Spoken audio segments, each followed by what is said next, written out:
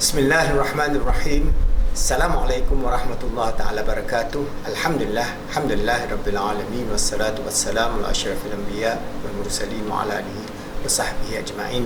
Alhamdulillah, today we're going to continue on the idea of consciousness based on the new reality of a unified universe that Allah subhanahu wa ta'ala has created, and how this universe come into being from the point of view kun fayakun, and it became, and how this universe portrays the macrocosm of the existence of everything in this world, and how we human beings play a role in this reality in terms of consciousness and the existence of the mind beyond the physical realm. Remember, CBT and all these mechanical, materialistic sciences, whether it is psychosexual therapy or psychoanalytical, says that consciousness is only in the brain. But the new science, the new reality is a unified universe, and nature of consciousness is beyond the brain. And today I'm going to give you a short video by Dr. Dean Radin. Dr. Dean is the one of the founders of the Noetic Institute, all right, where they study all the phenomena of spiritual realm, psyche, clairvoyance, spatial, spiritual interaction, and so on. So he's a pure scientist for many years until he discovered this whole idea. So inshallah you'll hear himself that how scientists today are moving from materialism to post-materialism. That means, what is post-materialism? That our existence, our mind, our physical being is interacting in a unified manner as ordained by Allah subhanahu wa ta'ala, who is the creator, who is the supreme intellect, the supreme will, the absolute knowledge, the absolute mind. We have a relative mind, and how we relate to other relative minds in the existence of this world will bring us to a new phase in the development of psychology, especially Islamic psychology, because we have the historical context and we have the truth embedded in the Quran and in the Sunnah of Holy Prophet Muhammad sallallahu alaihi wasallam, the Hadith, and also all the great works by the great scholars of Islam over the last 1,000 years. So inshallah, if you hear this, you'll be surprised. So this is the new direction. So inshallah, when we develop Islamic psychology and when we develop our framework of positive Islamic cognitive behavior modality, the therapy they are going to present to the world, it will be an integrated, unified whole that will be, inshallah, accepted by all Muslims, inshallah, and also the non-Muslims, as they embrace this new understanding that we consist of the spiritual, our qalb, our heart, and our mind, and all these things, these psychic phenomena, are reflection of this whole idea of existence at another level, and of the nature of consciousness beyond the brain, emanating out to the universe by the will and the grace of Allah subhanahu wa ta'ala. So we'll play the video for a few minutes, and then inshallah you'll see the beauty of this new science that we Muslims should be doing research on and develop this for the world in the future, inshallah.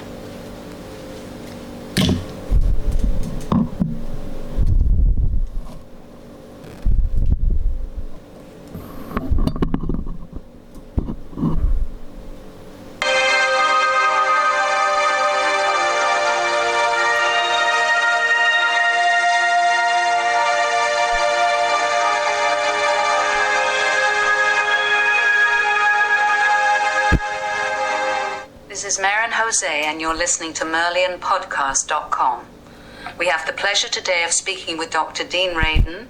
Dr. Radin is Laboratory Director at the Institute of Noetic Sciences in California.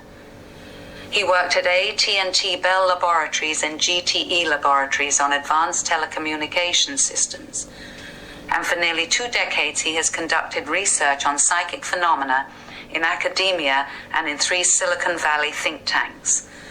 At SRI, he served as a scientist on a highly classified program investigating psi phenomena for the US government.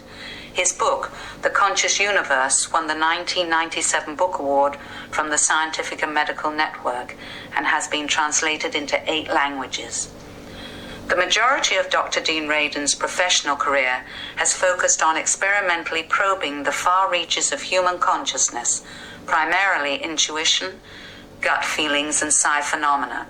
Dr. Radin's new book is entitled Entangled Minds. So welcome to the show, Dr. Radin. Thank you very much for asking me. It's a pleasure. Your latest book, Entangled Minds, is one of the most interesting, informative books I've read on bringing psychic phenomena into the realm of the normal as opposed to the paranormal. In the book, you write about the new reality. Can you explain what the new reality refers to? The new reality here refers to the fabric of reality as seen by modern physics. And I call it new because, in a sense, it is referring to the old reality, which is common sense. Now, common sense, of course, has changed over the years, but most people have a kind of gut feeling about what they mean by a common sense reality. What they mean is that it appears as though objects are separate in both space and time. We don't find objects somehow coexisting in the same location, and nor do we find that things seem to be slippery in time. So that common sense feeling, which is what our senses tell us about the nature of the world, in many ways has been formalized into classical physics. We think of Newtonian Cartesian physics as classical physics, and most of it is a kind of mathematical encapsulation of common sense. The new physics includes Einstein's relativity, both general and special relativity, and quantum mechanics. And both of those new physics have radically changed the fabric of reality as we understand it. And it's not simply a theoretical change. It's a change that has been verified again and again. In fact, most of the modern world's electronics are dependent on quantum mechanics. So we know those theories are better ways of looking at the world. And yet it is so different than common sense that most people really haven't paid much attention to it. That makes sense. Psychic phenomena such as telepathy, precognition, clairvoyance, clairaudience, psychokinesis are known as psi, which is spelled PSI. What is the derivation of this term for our listeners? The term psi was chosen by a British physicist named Robert Fowlis in the 1940s, I believe. And it's part of a long tradition in parapsychology, which used to be called psychical research, and today also is called either sometimes anomalous cognition and other euphemisms. About every generation, the scientists who are working in this field rename it. They give it a euphemism. And the purpose is to get away from the entertainment taint that these phenomena invariably get. Right. So in the current generation of scientists often will use the term anomalous cognition as a neutral description of what we're dealing with in such a way that it becomes palatable to other scientists. Because I know as a scientist, if I write a paper saying I'm testing clairvoyance, it won't be published anywhere except in parapsychology journals, and even there, they would prefer the word psi. So can you tell me how this relates to entanglement, which is your latest book, Entangled Minds? Entanglement is a property that was predicted from the mathematics of quantum theory. It predicted that an object, a quantum object, which by the way is all objects, any material object is quantum, but an elementary quantum object is best described in terms of waves of probabilities as opposed to a single particle. There are no particles in the quantum world. There's only waves of possibilities, probabilities. That being the case, if you describe a more complex object that may have several apparent pieces, it actually is thought of then as a superposition or as a collection of waves. And given this way of thinking about objects. If two objects interact at some point, then what happens is that their waves combine. And as we know, it's like with water waves, that waves can interfere. They don't eradicate each other necessarily, but they become a yet more complicated wave. And so if two elementary particles, say like two electrons or two photons, interact, when they interact, their wave description simply becomes more complicated, which now includes both of the particles. And the curious thing is that, according to the mathematics, that when the particles then separated, the objects separated, their wave function never separates, because the wave function actually is not even in time.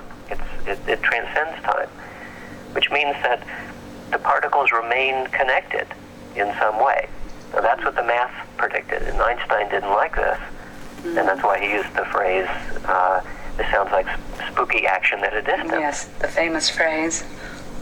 But it has been tested repeatedly since the 1960s, and found that in fact, that when particles separate, there is some aspect of them that remain connected.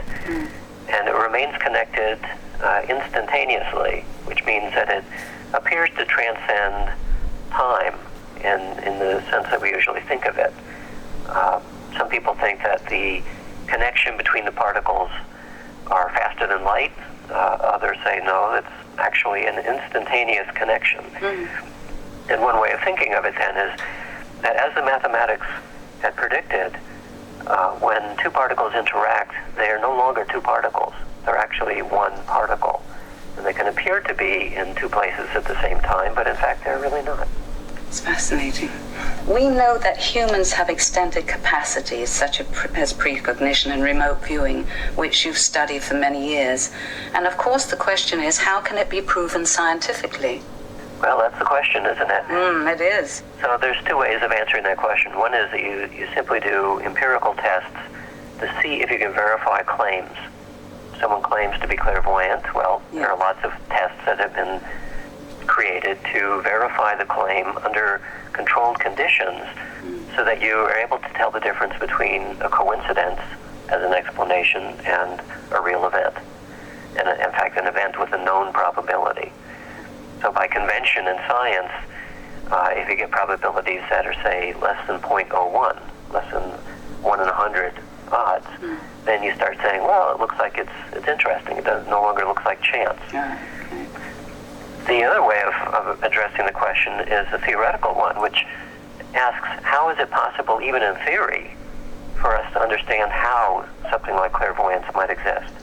And here's where entanglement starts to be interesting, because entanglement implies that the world is much more tightly interconnected across space and time than our eyes tell us. And if in fact it is true that even though we don't see it ordinarily, if the world is interconnected, then presumably our brains, our minds, our bodies are also interconnected at some level. And it may be then that, simply from a theoretical perspective, that our experience too, our subjective experiences, will also be interconnected with the world. From that perspective, when someone describes a clairvoyant experience, it's no longer the anomaly or the unexpected, but in fact it should be expected in a world which is fully interconnected. So this then provides, this is where the title of Entangled Minds comes from. It's suggesting that by reframing what we think of as the deep fabric of reality, we suddenly see that the whole range of psychic phenomena are no longer something which don't fit into our conception of the world, but in fact not only fit, but are expected. Independent reviews of the methodology of these experiments have shown that they're as good or better than the best experiments typically in psychology. And the reason for that is because after a century of severe skepticism, any scientist who wishes to do one of these experiments well learns quickly the ways of doing a proper experiment. And then going far beyond that. For example, when I do an experiment involving something like telepathy, there's a huge list of things you must do in any ordinary experiment, and then another huge long list that we have to add on to it to be able to nail down all of the usual criticisms. So you have to try harder. You have to do more. Yeah, well, and in some respects, it's a valid reason for doing so. That we've learned just from ordinary psychology, for example, that people are biased by wishful thinking, and we're not so good sometimes in assessing whether something's a coincidence. And we're exceptionally sensitive to things like subliminal sensory input. Yeah. So all of those kinds of factors have to be ruled out in an experiment, and what you do then is when you end up with a positive result in an experiment, you can have high confidence that the result is real. Yes.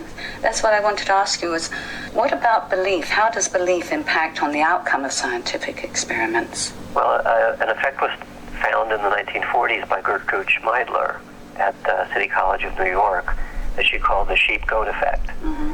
What it refers to is that the sheep, the believers in ESP, tended to get positive and oftentimes significantly positive results in a simple ESP task.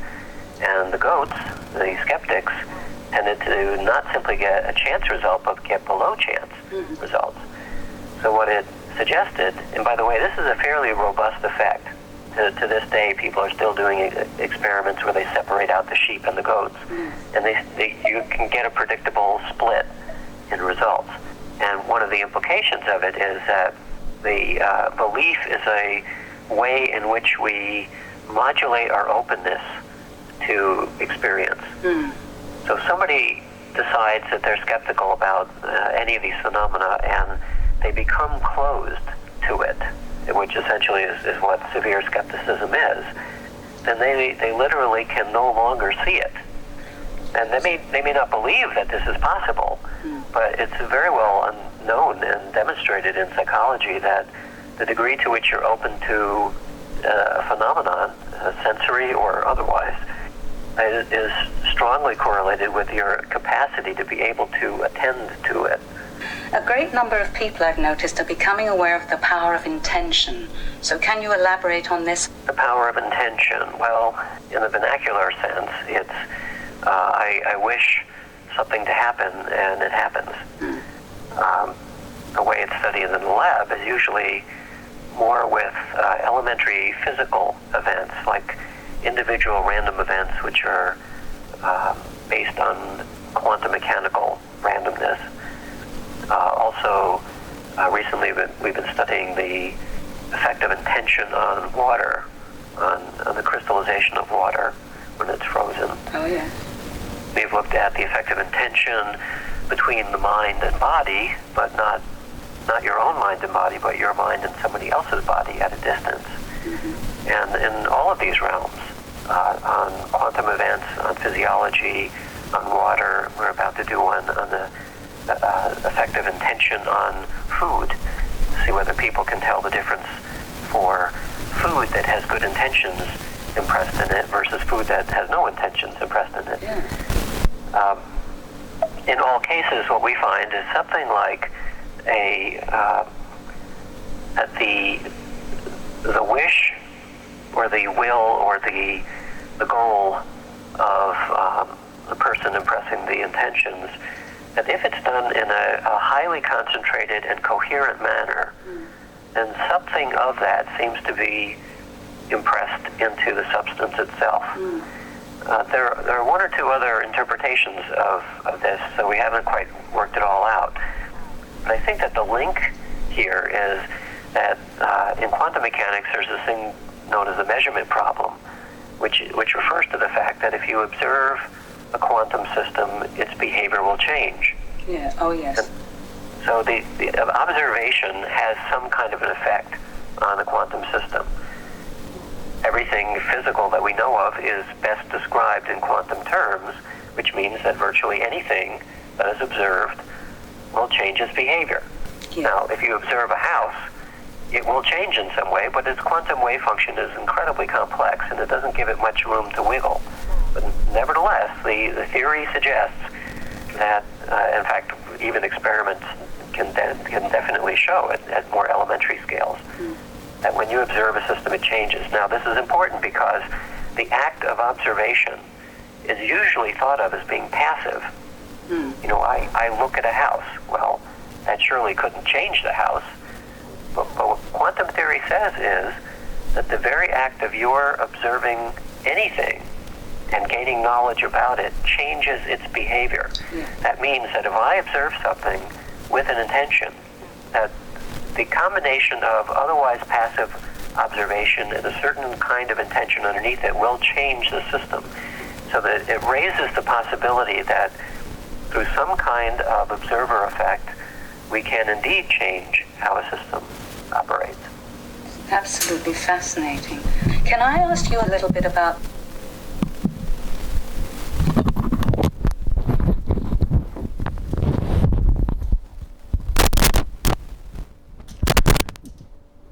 Alhamdulillah, it's a very interesting scientific research by Dr. Dean Radin from the Noetic Institute. You can go to the YouTube, you go to the Noetic Institute, you can see a lot of his research and his researchers doing this kind of work. But what I'm telling you is basically in Islam, everything begins with intention. Innamal a'malu bil niyat. We do everything, we start with our niyat, intention. Okay? And secondly, the beginning of deen is belief. So you can see that modern science is now converging together, that these two ideas, first belief and then intention, actually will change and your reality. So this reality can be at many levels. That means at the universal level, which is the effect you can hardly see, but at individual level, that means if you change your intention from bad to good, all right, and your niyat, your belief that Allah is your helper, Allah is your protector, Allah is the one who created everything, your belief of reliance on Allah, tawakkul on Allah. There's so many ideas within Islam that you can actually come to the conclusion that we are, I would say, light years ahead of these people who are doing now this kind of spiritual experiment. So it is important that we Muslims in the 21st century reclaim our position that whatever that exists in this world, it is the will of Allah. When Allah will, it becomes kun fayakun, it became, and whatever that Allah wills in the realm that He has explained to us in the Al-Quranul Kareem, of the realm of the spiritual, the emotional, the mental, the physical, of the realm of the ruh, of the universal principles that was developed by our great scholars, great Imam, especially Imam Ghazali, Ibn al-Qayyim, and so many of them others, then inshallah we can develop a holistic approach to solving the problem of the ummah in the 21st century, and inshallah solving the problem of humanity in the 21st century. Because if we do not change this civilization in the 21st century, this civilization will then disintegrate. So it is important that we Muslims, having this intrinsic knowledge, become the forerunners of this research. And my prayer and my hope is for young people like you, looking at this video, think about it, see how we can develop an Islamic psychology, an Islamic cognitive behavior therapy, positive Islamic cognitive behavior therapy that is consonant with the four realms of existence. And inshallah, when we do that, we will help ourselves and help the ummah and get the mercy, the grace, the love, and the blessings of Allah subhanahu wa ta'ala, inshallah.